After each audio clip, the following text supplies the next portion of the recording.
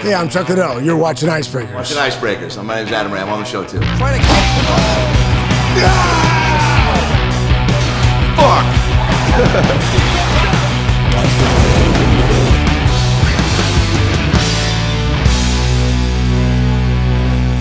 Adam Ray, Chuck Liddell. Here we are, live from Austin again. It feels good to be here.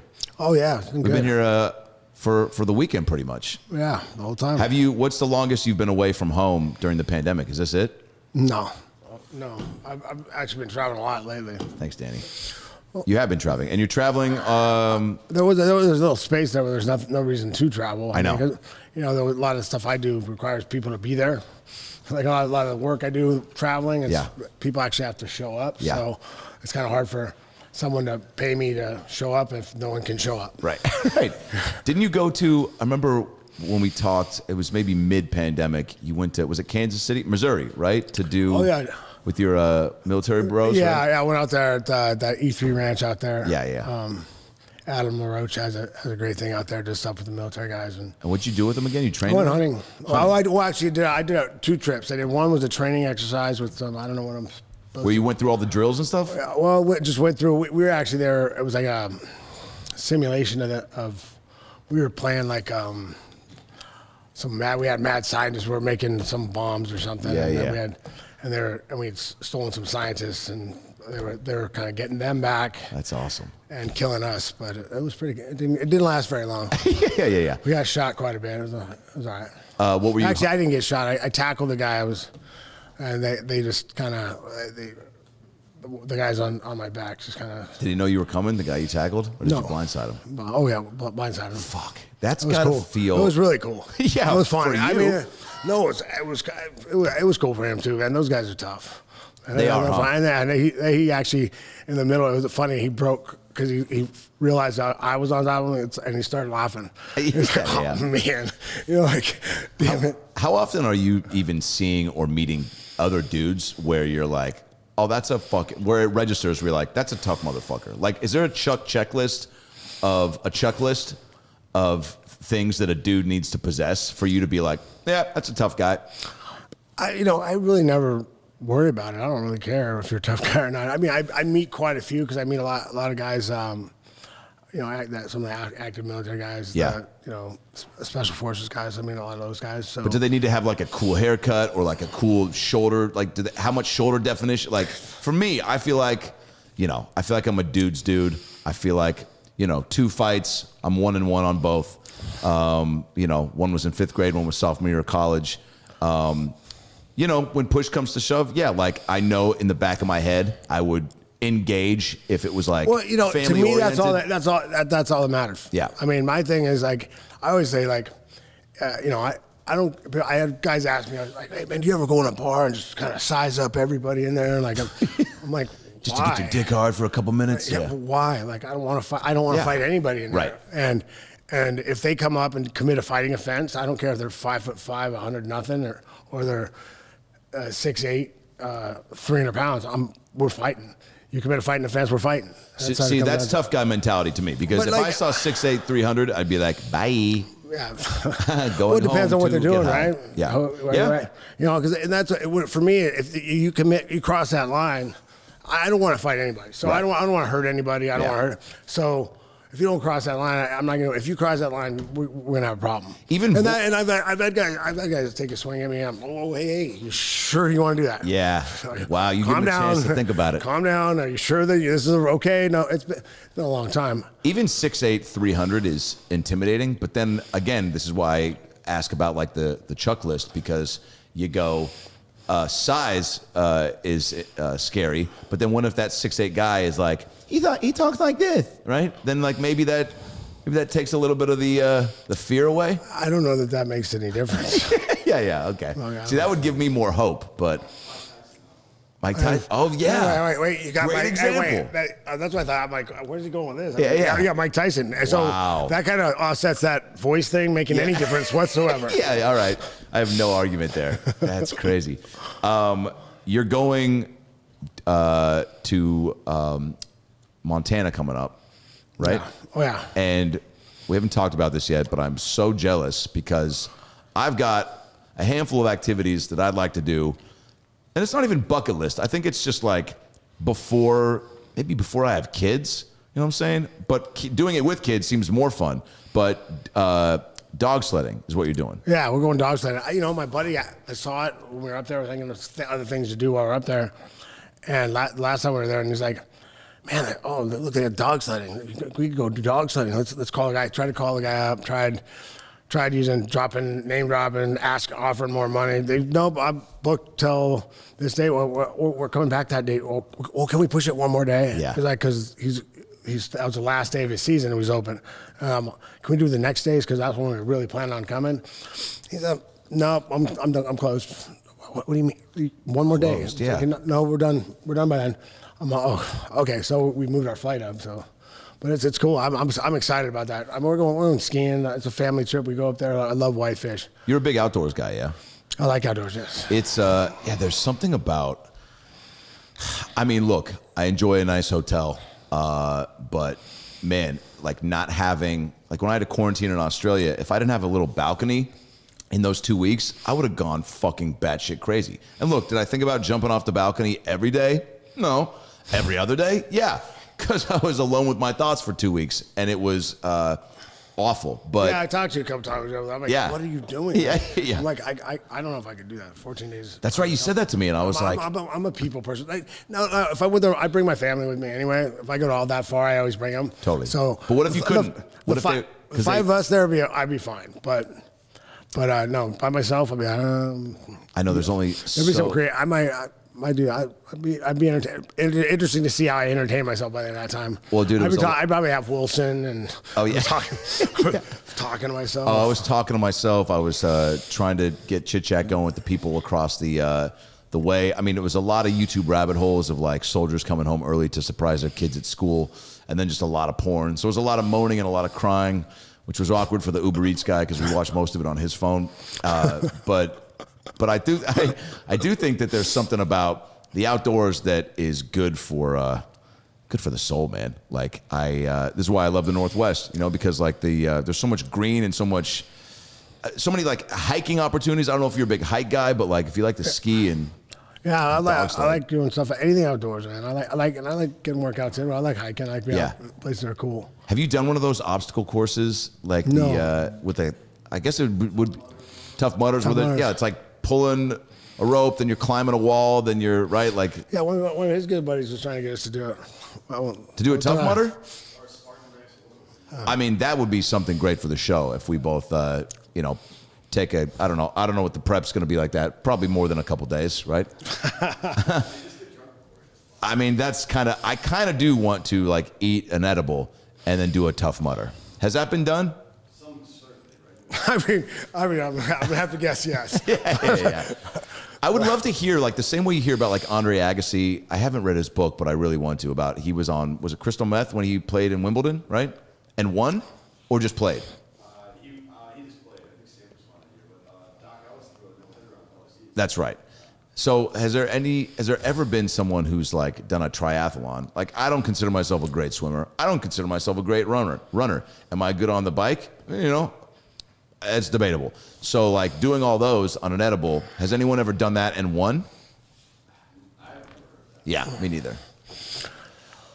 Why would you even try? Like that? No, man, that doesn't make it. Doesn't sound like that doesn't sound like fun. It like doesn't. I know. Being there, I used to really enjoy getting high to play basketball because it like somehow, but like the right amount, like a couple hits, just took a little bit of the, I don't know, nerves away and like made me a little looser as far as like trying certain moves that I didn't think I maybe had enough in me to do. And I'm not talking like doing a crazy crossover, but just gave me a little bit more like pep in my step, and I enjoyed that. You can't fight high, can you?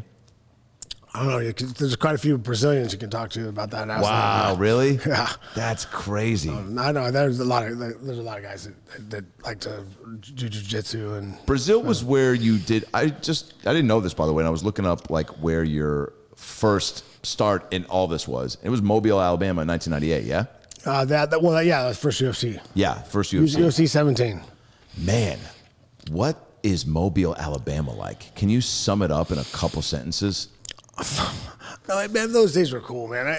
It's funny because like we all ended up at the same bar afterwards. Oh, really? We all ended up the same. It's an everybody knows everybody town, yeah? Well, no, I don't. We all come in like you go to get something to eat there. You know, like, they're not used to having so many people there. Like when it wasn't even that many people back then. I mean, you go to UFC, there's what, like couple thousand people in the stands. Wow. But, For the first handful of years, yeah? Well, this is when it was kind of UFC 17 was the last one on cable pay-per-view. Right. And after that, they even dropped off the cable. So it was only on regular pay-per-view. Right. And but that was obviously before the Fertitas bought it and took it to where they did. But yeah, it was an interesting. That was interesting place. So you guys would all. So there was a real sense of community, knowing that like you guys were all starting together. Yeah, and we all ended up like there's always usually one bar afterwards. Everyone went to the same bar. That's all awesome. The fight camps. Yeah. It was like everybody, everyone knew everybody. That's awesome. So there's always the I don't know. It's interesting to me when a sport is getting going like that, and you want to maintain this level of like that competitive edge, but also like there's something cool about starting something from the ground level up with a whole group that's kind of like bonds you in a certain way to where you're still wanting to maintain your like distance, but also chum it up because it's like. Well, yeah, but we're fighters, man. I mean, a lot of I was coming from a wrestling background too. Like I go to freestyle tournaments and wrestle my best friend in the finals, all off season. Wow. It's like cause, we both wrestled around the same weight. Yeah. And we actually wrestled each other off for our weight class at Cal Poly. So wow. I mean, he's my best friend. So we're used to we fight's a fight, match is a match. Yeah. What you do after is different. Yeah. I don't need to hate you to try to knock you out. Yeah. Like if we're fighting, I could really like you. If you standing across from me in the cage, I'm really gonna try to kill you for the next 25 minutes. Holy shit. As soon as I knock you out, or as soon as it's over, I hope you're all right. But I am really trying to end you. That's an amazing shift mentally to just go like, I'm gonna kill you, and then once I kill you, I'm trying to end you. Like I mean, really trying. I don't know that I'm trying to kill you. I'm just trying to end you as hard and fast as I can. I'm trying to make you forget this moment. Yes. Oh man. Sure. When you go dog sledding, is there a competitive side of you that, like, let's say you pull up to I'm not going to say a traffic light out there in the wilderness, but let's say you pull up and there's another dog sledder that pulls up. Let's say it's Tito, right? And he pulls up out of nowhere, and you guys kind of share a glance the same way people could do at a traffic light. And there's a little bit of like, oh, if it was Tito, there'd definitely be it'd be on. It'd be on. Yeah. But for the most part, like when I was a kid, like I didn't want to lose at anything. I mean, I put my girlfriend down this trip. My girlfriend going up the stairs to win. We're racing to the top. That's what I was asking. As I've grown older, like I don't get crazy about things I know I'm not good at. Right. So it's like I'm not gonna get you're playing pool. If you're beating me at pool and you're really good at it. Great. Now if it's close and I make a bad shot, I'll be bad at myself. Yeah. But if you're killing me and I'm just not bad, you're just a lot better than me. I'm okay with that now. There's a lot of power in that. Are you good at Uno? I'm actually pretty decent. I play Uno quite a bit with the kids, and so it's. I fucking love Uno, and I think at some point we should do a live Uno for money, for charity, single elimination round robin tournament. I'm surprised that actually has not been like with all the game shows and like. That reminds me about like with all the stuff like when I remember back in the day we were trying to get on ESPN, and I saw Magic: The Gathering. On ESPN 2. Oh God! I was like, and really?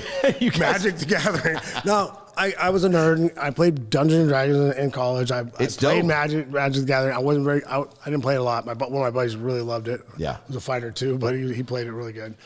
But really, ESPN 2 they wouldn't put us on there. We can't go on there, but we got a tournament of a card game. Yeah, you're like, we're real fighters. These are like, fictional characters. Like Magic: The Gathering. I was like, well, I've never understood ESPN2's choices. I mean, I have and I haven't. I get bowling to a certain extent. I do wish there was like some basketball elements where they could throw in like, a fat kid screaming like that they're out of nacho cheese from the bathroom. But here's the thing. I used to work at a bar, but like golf and bowling and like even like even like poker. Yeah. I like, because it's something you don't have to pay complete attention to. It's a great social activity. And you can just kind of, I can look at it for a second. Or like baseball is, I look great at because you can do everything other than a big moment. Everyone can pause and look and watch, and then you're okay and go back to doing your normal stuff. Yeah.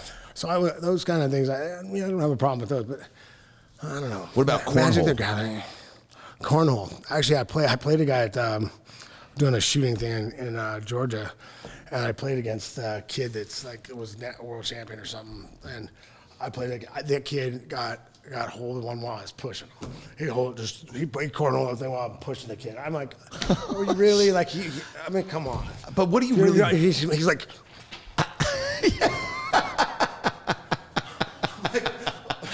Yeah, dude. Yeah, he beat me like whatever.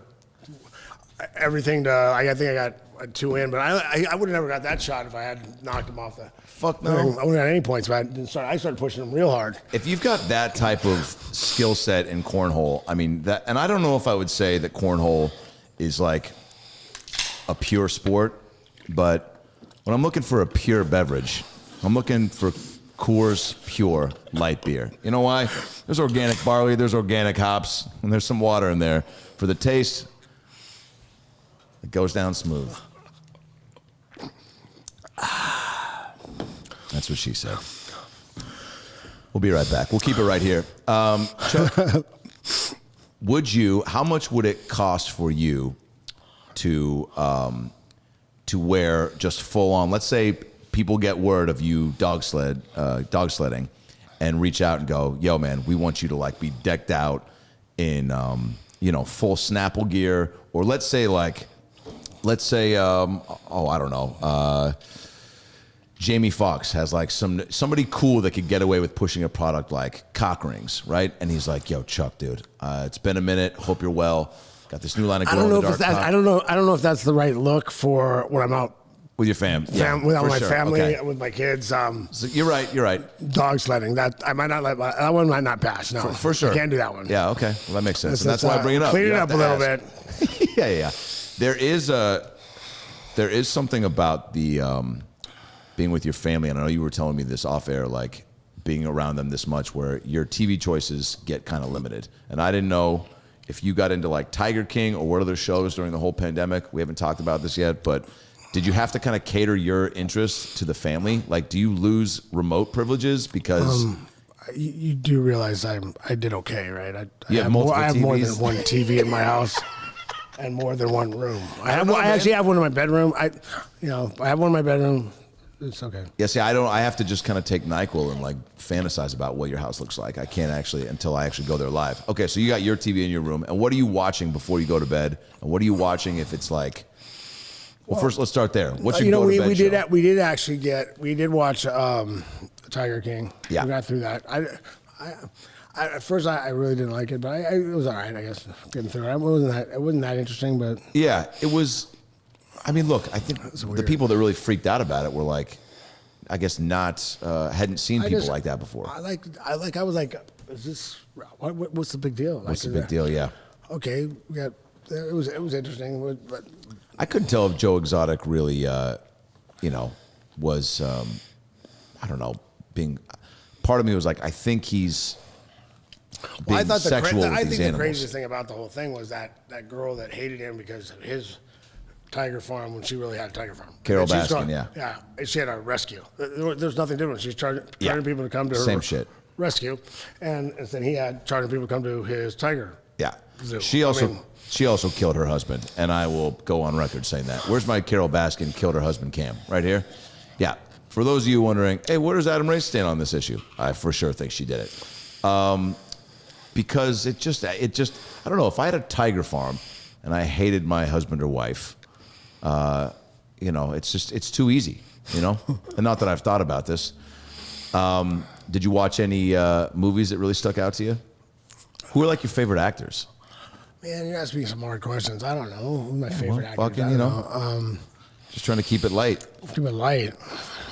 Pure. Light and pure. Would people describe you as light and pure? Oh, no. I never had a squeaky clean No, not squeaky clean, pure guy. Once you become a dad, that cleans you up a little bit, yeah? Yes and no. I feel like you run a good balance of still being. Yeah, I think we have a balance. Me and my wife have a pretty good balance of family, and we still go out and have a good time. Yeah. Go do, get wild every once in a while, go have some fun. Yeah. But yeah, we're real active with our kids, and we're together a lot, so we like it. What did they think when they saw you on Punk'd, and do they know?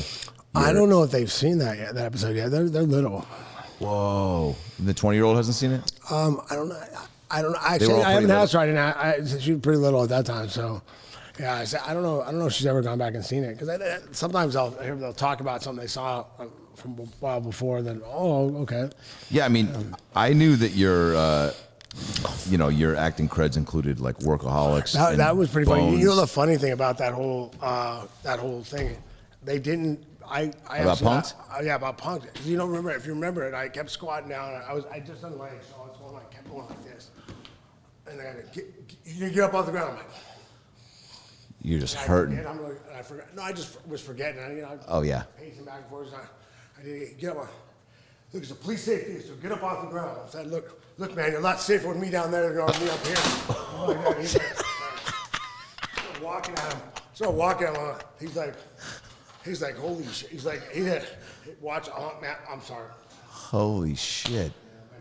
They didn't put that in there. I was surprised. Why not? I don't know. I don't know if they wanted it. They thought I was being over aggressive with a cop, but. So you were in on everything, yeah? No, I wasn't on anything. Oh, you were getting punked? Yeah. Oh, that's right. Why did I think you were an accomplice? The only thing that too is Dana in the beginning was supposed to tell me to ask me to give him an alibi. Gotcha. He was supposed to ask me to tell me you're with me the whole time at the hotel, right? And he was supposed to say that. He forgot to say that. So he never said it, but they're like trying to get me to, because I don't know if you guys know, but the Punk'd, supposedly he had sideswiped someone and drove off. Right. To pick me up. And the funny thing about it was they had a little thing, a scuff on his car to say it was that, so they could show that was part of the thing. Right. And when I was walking up to his car, I actually noticed the scuff. I'm like, hey man, I think the valet scuff your car. Oh no, don't worry about that. As he said, so I got in the car, so I actually noticed it, that little thing on his car. So we got in and we were driving there, and then we get pulled over. It's like, hey man, you were with me. You were with me at the hotel, is what he said. Yeah, I know. I know I was. I met you at the hotel, or you met me at the and we left, right? Yeah. So the whole thing was so I mean, not that I would have said I would have said what he wanted, but I'm not dealing with cops. So it's not a big thing for me. I come from my grandpa was a sheriff, my uncle was under sheriff, my best friends are cops. You're comfy with them. I'm comfortable with talking to them. Yeah. So, and I didn't know we did anything. I don't know what you're talking about. Yeah. What do you mean? We came from the hotel. We're here. Like, what do you want? It seemed like that's what a lot of the Punk'd pranks It was were. funny too in the back though too. Like they were trying to just say the stuff because I was on my way supposedly going to get a talk show with Dana. Oh right. Go talk to I forget who it was, but Maury Povich? No, one of the it was a big morning show, whatever. Yeah. And they're talking in the ear to talk to the cop, right? The off-duty. They actually had a real cop doing it, but they talked to the cop, and they're in there talking to him and trying to tell him things, and they're tell him he's going to be late. Talking about being late. And Dana looks at the guy and goes, "Look, Chuck will be more worried about me being worried about him being late. Chuck doesn't care if he goes on that show at all." It's like, you can't talk about that. So he started saying, so he started insulting his grandfather. Like, he's like, where are you from? Yeah. Your father must be a liar. Oh, You're from a shit. family of liars? I'm like, this motherfucker. I'm like, That was it. That man, set you off. Okay, I'm going to step off and not talk anymore. I'm going to be over here. Holy shit. Pissed. All right, note to self, don't make fun of Chuck's family. Well, it's like my grandfather was like, Yeah, dude, and your hero. You call my grandpa, the one thing, you call him a liar, it's over. Forget it. Are you calling me a liar? You tell me, oh, hey, you didn't say that. You call me a liar? Oh, shit. Whoa. All right, it's over. It was like when I'm Marty done talking. Okay, sorry, Pops. Sorry. It was like when Marty McFly got called a chicken. Yeah. Oh, it was over. But that's the way he was. Everything was black and white. Wow. And he's all, don't lie. come back and bite you. How many things from your grandfather do you feel like you implement with your kids that you try to like pass on? Well, that's one thing I try to pass on. Some of the stuff I don't know how he got, because a lot of stuff he did was just telling me stories and expecting stuff and just being there for me. So that's why I'm there all the time. I try to be there as much as I can, doing stuff with him. But like, I want to give him what my grandpa, like the way I feel about. I always say I've never been afraid of a man in my life, and it's not because I thought I could beat him up or I could beat him. Basically, that feeling that if you commit a fighting match, we're going to fight, whether or not you kick my ass or not. And it's not like going to be the first time I had my ass kicked. So I'm not going to, I don't care. Like, it's like, if you can look at me in the middle of a fight, I'm not worried about you. But I having that growing up, I think was great, because it makes life a lot easier not having to worry about stuff like that. Totally. And I'm trying to figure out how, I haven't figured out exactly how he taught it to me, and I'm hoping to pass it on to my kids, because I don't think my brother, I had two other brothers, and I don't think either one of them really had that same upbringing. They didn't get that level of fearlessness instilled in them as much as you did. Yeah. You feel like? I mean, I think I try to help. It makes me think of the story of my little brother. So both brothers are younger? Yeah, both of them. My littlest brother was like 5 years younger than me. I think he was like 16 at the time. We were at this party out in Isla Vista. Yeah. Back in the day. That's Santa Barbara's party area. Yeah, basically. and he was 16, and like, and I'm trying to teach him to stand up for his friends and stuff. And there were some college kids picking on one of his little buddies, and I say, hey man, take care of that, 'cause, I'm there. He expects me to take care of it. And, no, it's your buddy. Take care of it. Obviously, go ahead and take care of it. Make sure not. But he goes over and he goes, and they're standing face to face, right? My brother walks over and he goes, oh. And he just goes, just out. Just knocks him out? Just knocked the kid out. Were you so proud? I was like, well, I was just like, why expecting him to say, hey, man, don't mess with my brother? Yeah. And then something might happen, right? No, he looked over and goes, He just gave watch this, man. Yeah. I was crying laughing. I was dying. What is there? Did everybody kind of just do the classic, like, oh, he got knocked out? Some of his buddies came out, oh, who hit? Yeah. Who my friend? It's my brother. You want a problem? Let's go. Yeah. It was a bad night for them. I think everybody. It was a bad night for them. It was not good. Fuck yeah. I think they poor guys ended up in the Hornets' nest, because I was like all my old friends I was coming back from college to visit my old friends all partying, and that was that was a pretty rough crew. Do you think everybody needs to get their ass kicked at some point, or at least hit? Yeah, I think so. Yeah. I think even if it's like a slap. That's the problem. Is like back in the day, you learned that, hey, you can't treat someone like that without consequences. Right. And then, hey, sometimes, I got fights with some of my best friends. Yeah. It just happens. You guys, you can still be friends. Yeah. I even but see. You got to let someone stand up for themselves. If they don't, people keep doing it. Like, you can't just. I'll keep bullying you. I tell my kids, I told my kid, hey, the kid pushes you, you hit him. He's like, why will the teacher get mad at me? Tell the teacher I told you to do it. And well, the teacher get mad at you? I said, well, I think that'll be okay. Yeah. Well, I mean, what an advantage to have Chuck Liddell as your dad as backup, though. That's part of it, though. Yeah, it is. My grandpa raised me to defend myself, defend people, but he's got my back. Anytime I slapped some kid in the UU for messing with this special needs kid. Yeah. And I got called in the office. They called my grandpa, and my grandpa came in, and they started barking at my grandpa about what I did. My grandpa said, hold on a second, son, what happened? I told him. He said, all right, I stand by my son. What else you want to do? What do we do? What's the punishment?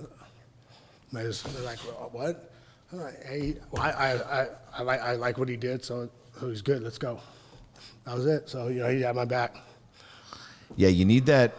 If you feel, my dad left when I was 8. Thanks for bringing it up. And so I didn't have. Mine left when I was 3. That's my grandpa. He took over. Grandpa took over? Yeah. All right, you win. Fuck. Wait, what? So your folks split when you were 3. Yeah. Wow. I remembered at 8, but also I wonder if you had to pick what's better, because 3 you're probably not as aware, but at 8 I'm also like pretty naive in my head I remember being like, oh cool, I get 2 houses, but I think that's I didn't even. He just left. Yeah. So he was gone. And I found out later is because of what he was doing to my mom. Because I remember one day I was about 8, and my grandpa came in. My grandpa was the nicest man. Like I won't call him Smiley. He helped everybody out. What was his first name? Charlie. Nice. Charles. And my grandpa came home with this crazy look on his face. And he's been retired, but he went in his room, got his gun, as old Billy Club. Came out, I saw that motherfucker, and he never cussed. I saw that motherfucker, and he took off for a whole day. And I'm like, what is going on? Holy shit! No context. No, I had no idea what was going on. And then I found out later it was because I guess my dad had been abusing my mom. Fuck. And she finally broke down and told him about it, and he was like, I guess that's why I didn't come back. Yeah. He never looked back. But they went. He sent his kids out looking for me when I was 28, right after I fought in the UFC. Right, I was on TV. His kids came out, reached out, talked to my mom, and got me to come to lunch with them. And I'm like, guys, I don't want to meet him. I don't care. Like, yeah. Why do I care? Yeah. Like, I don't know.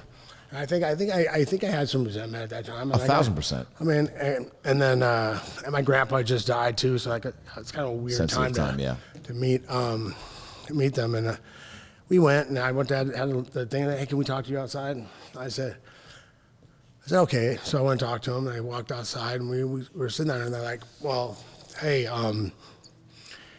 your dad wants to meet you. And I'm like, man, I'm sorry, I'm good. It's 20, it's too late. And they go, oh, you've only heard your mom's side of the story. What the fuck did you say? My mom's side of the story? You mean that lady that raised me, that lady that worked 3 jobs so I could play football? That lady? Yeah. Wow. I'm all, I said, tell him he's 25 years too late. Yeah. Same number and same address and same phone numbers when he left. My grandparents did, so it's too late. And do you even have, I don't have this for not having my pops around that much, where I go, oh, I feel blessed that I just had a mom that crushed it that hard. And I go, to even have, I almost look at people that have both, and I'm like, oh, look at you being greedy with 2 parents. Like, you know what I'm saying? Where I go, oh, I think even to have one that crushes it is like a huge deal. So I know I am who I am because of that. And so I don't regret any of like not having. Finally, shortly after that, I thought about it a lot, and I'm like, actually, it was a good thing he left. Like, I mean, if he was as bad, I wasn't there, I didn't see it, I don't know, but I'll I take my mom's word for it. Fuck yeah. So if he was that type of guy, I would have turned out like him instead of my grandpa. Right. So yeah, I'll take my grandpa. Worked out, yeah. They're man, well, this got a lot more Dr. Philly than I thought it was going to today. Now, Chuck, do you think that you became a fighter? Okay, because you get that all the time. Like, oh, man, what made you that crazy? Yeah, that's what I'm saying. I'm like, I was loved. I was told I could do anything. I was on a Ed Milet show, and I always tell the story. Like, my grandpa, when I was 19 years old, said, you can be Mike Tyson. You can be that Mike Tyson guy. And I laughed, like, yeah, Pops. Thanks, Pops. I love the support, but yeah. He said you could be Mike at 19. When I was 19. Because I was fighting. You're crushing it. When I was with karate and stuff. But I'm like, yeah, Pops. Thank you. I'm like, yeah. Thanks, Pops. I love the enthusiasm. Love that blind family support. Yeah. But yeah. And then I said, the cool thing is now that's an honest question. Like, who would win in a fight, you or Mike Tyson? Fuck. And then for the first time, Ed Milet asked me. It was the first guy I said, well, who do you think would win?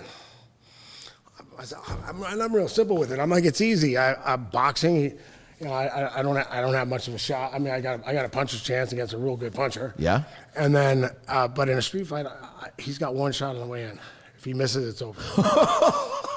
He misses, it's over. He'll be on it. Once I take him down, it's over. I mean, If he misses that shot coming in, once we tie up, I'm taking him down. It's over. How quick you think he's taking that one shot? You think he's got to kind of dance He's got to around land over it. He's got to land it. It's got, I'm going to stay way outside until I take that shot. That shot ain't coming from. Yeah. But me and Mike are friends. I like Mike because he's a good dude. But Well, that cover, dude, it's funny. They put that on the internet when people. Of course. Both sides. Because the whole thing about boxing versus MMA, like, they're two different sports. Like, I try to explain. I argue with people all the time. Like, look, is a boxer, a striker, better than this striker? Well, boxing strikers are better for boxing. Yeah. It's just like they used to say, the kickboxers, boxers are better strikers than kickboxers. Well, that's because you see good kickboxers go over to boxing and try to make money. You never see boxers come over to kickboxing. Right. When you see boxers go to kickboxing, they did that in K1 a little bit. They brought over some big guys. And they get kicked in the leg one time. They're but that changes. But being able to kick changes your distance. Your distance, your timing changes. And if you stand in a boxing stance, a traditional boxing stance against me in a kickboxing match, just to being generous, I probably give you about a round to knock me out. At the end of that round, if you haven't knocked me out yet, you're not going to be able to put enough weight on your front leg to knock me out. Wow. If you can even still stand on it.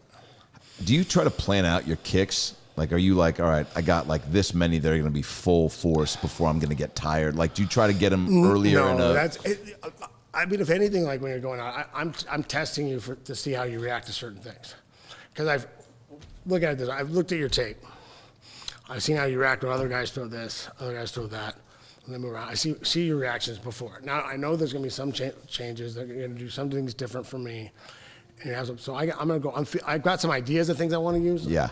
I mean, we've got 2 fights where John actually added a style of punch that I used in the fight to win a fight. Oh no shit. Where they were actually he actually added that into the game plan. Because you only have we have a huge toolbox. When we're making a game plan, we kind of put the tools we mix and match the tools we want to use for this person. Right. So you watch a lot of game tape on your competitor, and try to decide. And then try to put game plan. But when you go out there, you still got to try play. You go out there and try them. Almost say like in the beginning round, you're trying to almost like I don't have it scheduled quite like that, but like doing 10 like a football team doing these 10 plays to figure out the defense. Right. Okay, I want to figure out what they're doing in this formation, so now I can work my game plan from there. Right. And then you're just adjusting, right? And then everything, because when it's all said and done, everything comes down to adjustments, to making adjustments, and you've trained for those, and hopefully it works. Yeah.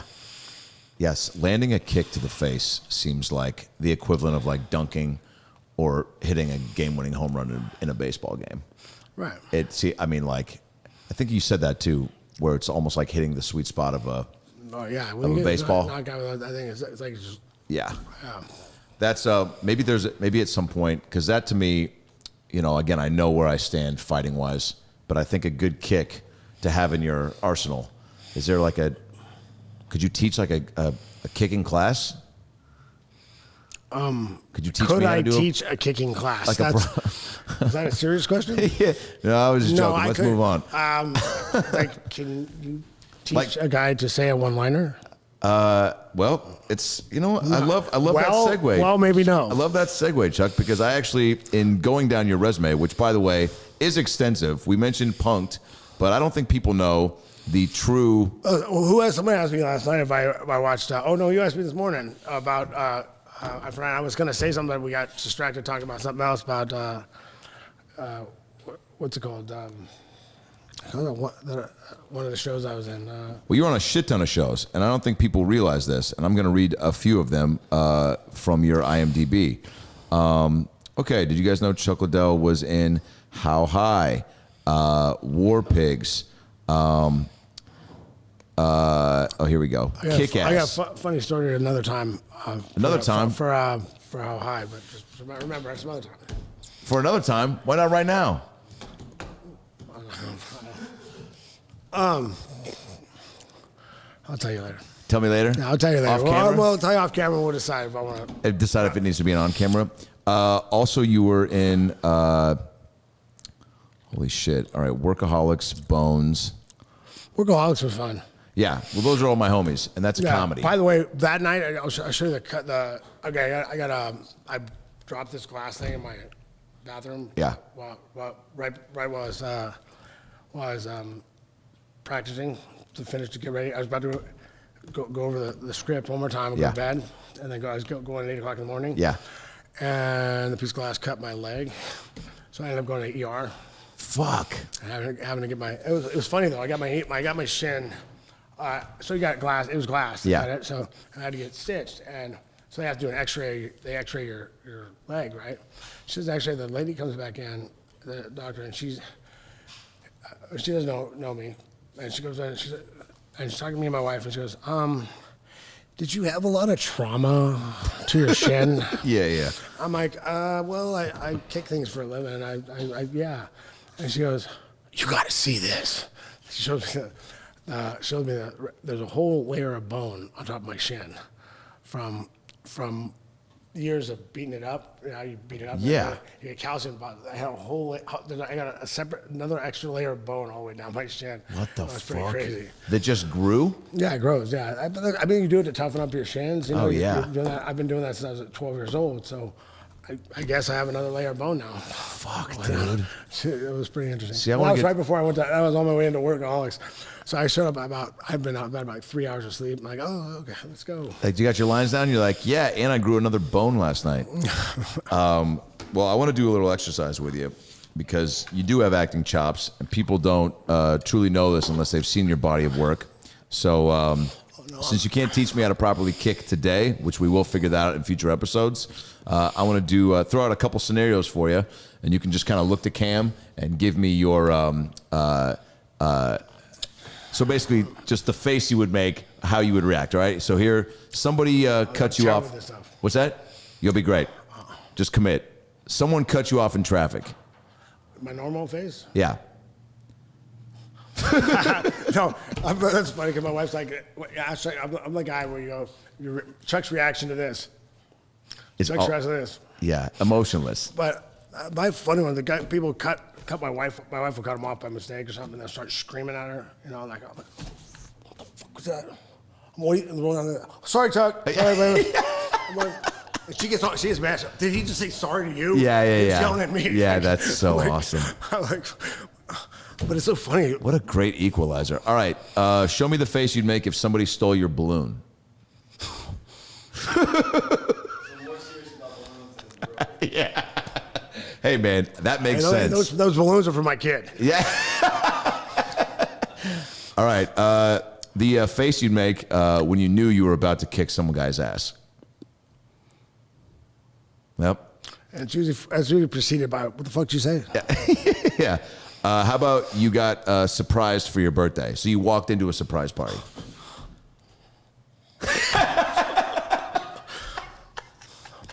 That was fucking perfect. Yeah. That was perfect. Has that ever happened? Have people thrown surprise parties for you? My wife's done it quite a few times. Yeah. Really? Yeah. You can't beat a good surprise. Like it truly is. When I mean, I like to surprise her too, but it's not easy. Yeah. Oh, she's.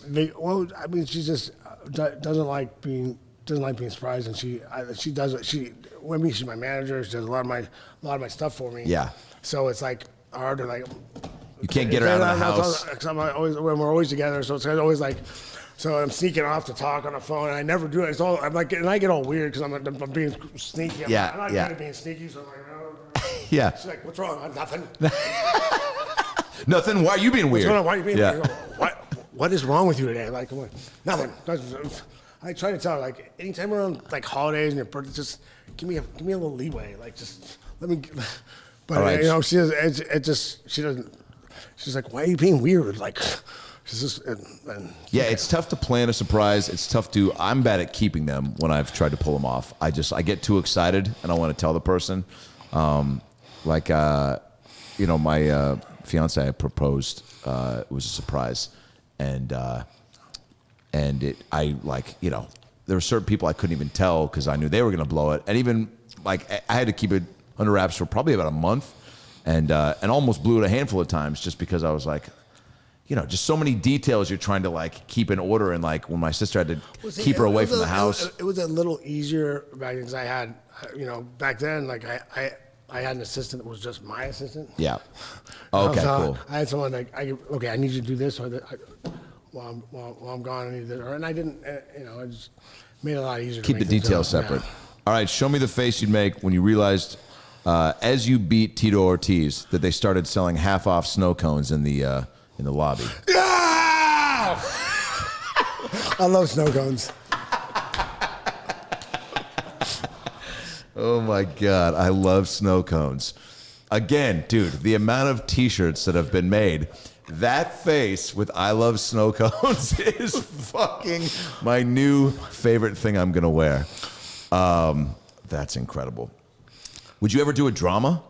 Would you ever, like, if somebody came to you and they were like, "Yo, you fit to a T this person," like let's say it's an autobiographical film, and they're like, and it's somebody that you dig, and you take some classes. I'd love to be challenged. Yeah. So I actually like trying to learn how to act, like get better at it. Yeah. And that's the thing. I came into it when I first started doing stuff, knowing I didn't know what I was doing, and I said I keep doing it as long as I enjoyed it. And I enjoy trying to get better at acting. Like we first started doing a movie, like a fight, learning. First, from Cradle to Grave, did a big fight scene with a bunch of stunt guys. Yeah. And we were there, supposed to be there 3 days. We were there for 10. And spent a lot of time. We had really long days on set, and so I spent a lot of time talking to stunt guys. And stunt guys I get along with. They're crazy like us. So fighters are a little nuts. We got screw loose, and so do they. So we get along well. But so they're talking about stuff, but learning. That what looks good, what makes a fight look good on TV, as opposed to how to really fighting, and it's a different thing. It's I learned about camera angles. It was a lot of stuff to learn right away. And it always kept it interesting, learning new things. And then, I like some of that. I've been killed a bunch of times with squibs and all that. Doing other things. That's the shit, right? I've had a couple squib things. Yeah, when you get shot and it blows up. Yeah. I mean, it's very. I don't know how close it is to the real thing. I haven't been shot, but the feeling is pretty.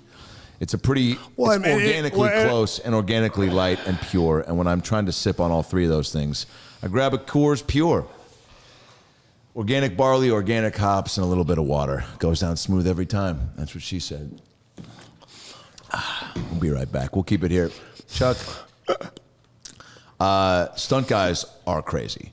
In the right way. Yeah. I could never, when I hear stories about Tom Cruise doing his own stunts and for Mission Impossibles, it makes me be like, all right, like, I don't know what sort of deal you've made with the aliens, but like, I hope they keep you ticking at the speed you're going, because he might be the only guy who truly is doing all his shit like that.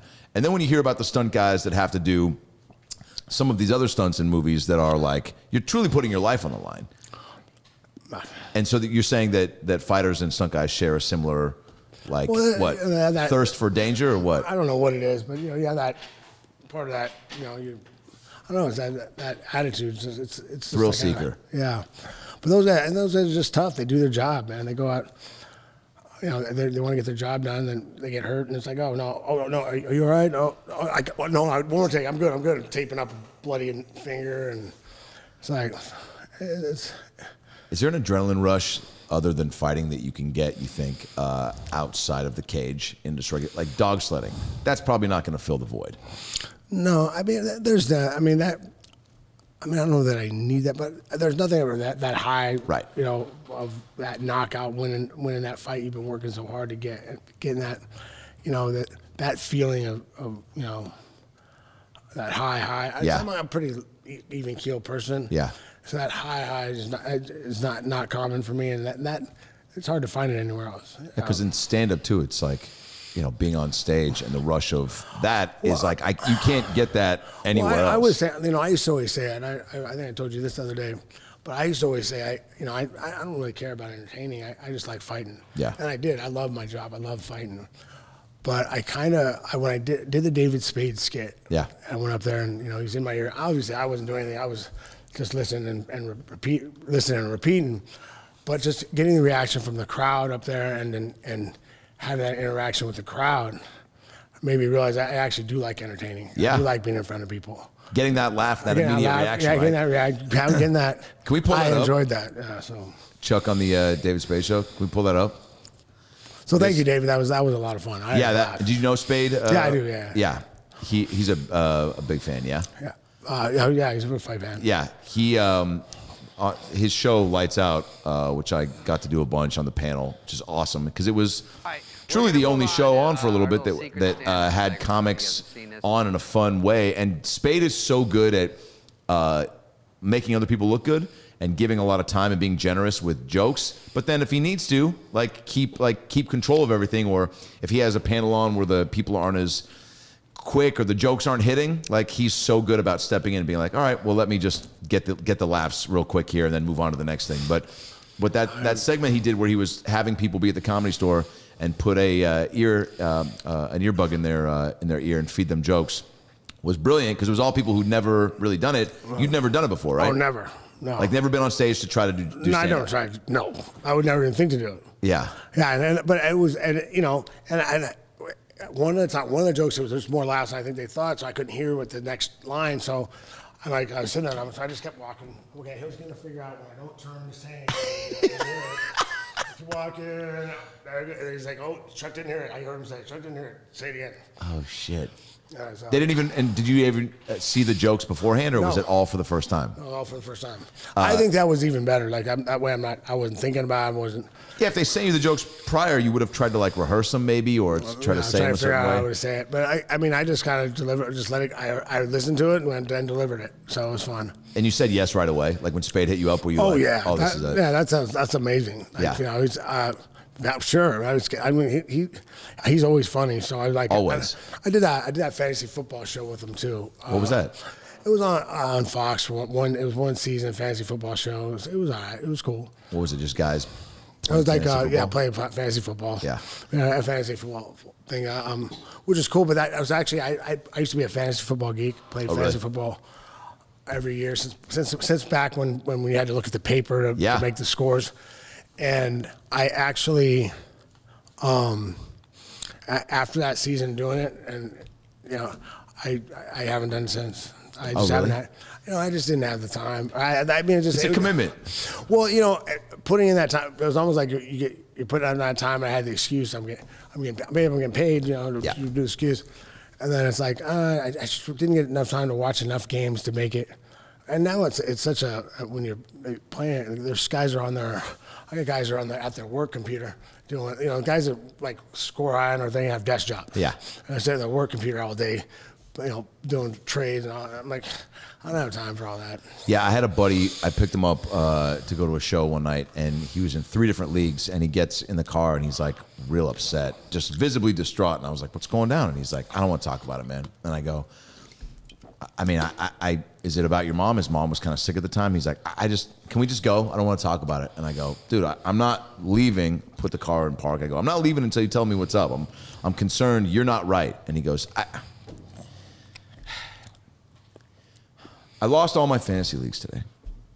And I was like, that's what you're going through right now? You're so, I'd never, he hadn't been that upset about actual, important stuff. And I was like, this is why I can't get this deep into it, because you're just so emotionally invested. Also spending a full day on it, I've seen guys, my thing break too, shit. My thing is that it was a cool league we were still in. I was still in a league from my buddies of mine from high school. That's the fun part. And we actually would meet, and we'd meet for the draft. Yeah. We did it was an in-person that's draft. the best. With a draft board, we got someone always inevitably first round pick someone who's out for the season. Yeah. and or a kicker. That was worth ripping someone. Yeah. And then I was, it was 2 seasons in a row I didn't make it, and then third season I wasn't going to be able to make it. Right. And that's kind of when I stopped, because I was busy. I actually I had a gig that weekend last minute. And all 3 years, and the year before I'd done it with a buddy of mine, and he went and did the draft. I was on the phone. I did the first half of the draft, right? And then I had to go. We were doing something with my wife, and we were out, and I'm putting the phone down and gone. Yeah. You finish up the draft. Get a kicker last, please. we didn't get one early enough to get any good ones, so just give me one ticket of that. Yeah. That's all I asked. His next pick was a kicker. God. And so we get this, I saved it. I've got this thing from me. I wonder if I still have it. I emailed it myself, so I think I still have it. But I got it, the Yahoo report on our draft. Yeah. It says, what happened? You were you got the best rating for the first half of the draft and the worst for the last. I actually got a thing from Yahoo saying that. That was the thing. They give you a review of your draft after. They break it down for you. Break it down for you. I'm like, but I kind of knew that was going to happen. I think when I talked to him and he was going away, he was already pretty drunk. Yeah. So I was like, we're in trouble. And we had by that time, we kept adding people. So we had 14 people in the league. So you had to be kind of deep in your draft. Yeah. Because there wasn't anybody, if you guys went hurt, there was no one to pick up. Yeah. And starters always get hurt. You picking a lot of Packers? I don't heart bet on. I didn't never heart picked on football. Really? That's the thing. I'm like, because that's your squad, right? Yeah, Packers my team, but and there's good if the right Packer was there, I might pick him over someone a little bit lower than them, but I'm not gonna pick a Packer over a stud. Right. Yeah. Is Lambeau Field? Have you been to Lambeau? Yes, I have. Is it just fucking? It was awesome. I've been going to Atlanta. It's Lambeau Field. Come on, man. I want to go, but I want to go in the complete tundra, below zero. I think with wind chill, it was negative 25 or something like that. It was something stupid. People are just so fucked up to stay warm. Yeah, I mean, is it just? Well, the mistake I made the first time I went was these guys have a tailgate by the house. They had these little small kind of houses. Yeah. Sort of thing that shack by it. Yeah. That people just have to have tailgates. That's what they're there for. Across the street and thing. So I didn't know what was going on. They said there'd be food there, but I didn't know if there'd be. And I ate before because I want to make sure I got to eat. Yeah. I was so mad I ate. This guy's wife had made 28 different dishes and with someone a homemade it was a smorgasbord of food. Well, we're talking Wisconsin. I mean, this is what they do. Dude, the food and that tailgate was oh my god. And we my buddy knew I can't remember his name. He was a defensive line coach for Green Bay. He was a friend of his. Yeah. And actually, the funniest story. My buddy, so they take us out to the practice field, right? Right. So we're leaving, and Joby. Anyway, we're leaving, and he decides he needs to take a piss, right? And so he goes and pisses on one of the parking spaces. Outside. Which is I mean, if you're a dude and you haven't peed outside, what are you doing? It's one of the greatest simple pleasures that life provides. But Mike Sherman. Yeah. Yeah. It was his parking spot. Oh, it was on camera. Oh, no. So he took it personally. And he's so who was pissing on my spot? He got my buddy in trouble. Defensive line. Dude.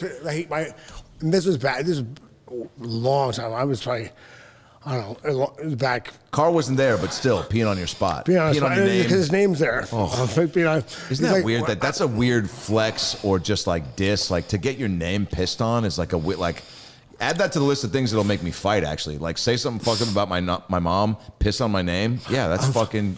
And so, but my buddy, I hadn't talked to him. I give him a hard time. So randomly, every so often, he's like, "Oh yeah, can you call and say hi to my daughter for me? She doesn't believe I know you." And I'm like, "Yeah, no problem. Oh, but you're not gonna piss on my spot, are you?" Yeah. Well, let's watch that Spade clip before we wrap this sucker up. Yeah, can we play it? Do we got to put the cans on? To the stage at the Comedy Store, and we put an earpiece. Whitney Cummings and I feed him jokes from a different room. He has no idea what we're going to say. He has to repeat it, and the crowd doesn't know we're doing any of this. So let's take a look. Belly room. The good old belly room. That's where I started. First set of the Comedy Store ever. You hear that right there? I can hear that well. Okay, good. Well, it'll be all right. Once you're up there, I just repeat it, and there's nothing to do. Yeah, it sounds like fun. He's cute. That helps. Yes, very. All right, see you, buddy. This is my type. That's enough, Whitney. I know. I'm sorry. Time's up. Give it up, guys. Let's hear it for Chuck Liddell. Oh my God, she hosted the first shows I did at the Comedy Store. That's Sally Mullins. Yeah. Fucking crazy. Hey, what's up, everybody? What's up, everybody?